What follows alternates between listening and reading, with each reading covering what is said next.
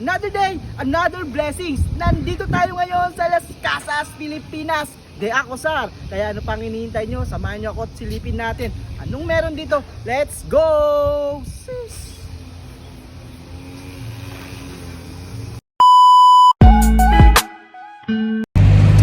So ayun na nga, at jeep yung aming service for today's trip. Hi!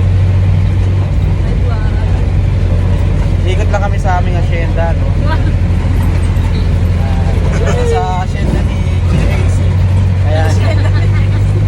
So, kailangan nakasunod kasi. So, ayan. Jeep lang muna yung service namin ngayon. Abangan nyo. Saan kami pupunta? Ito, isa sa mga activity nila dito, water activities yan. Jet ski, speedboat, sailboat yan. At syempre, meron din silang resort activities and rentals, guided. Yan. Okay, andito tayo ngayon sa, papasok tayo sa Hotel de Oriental.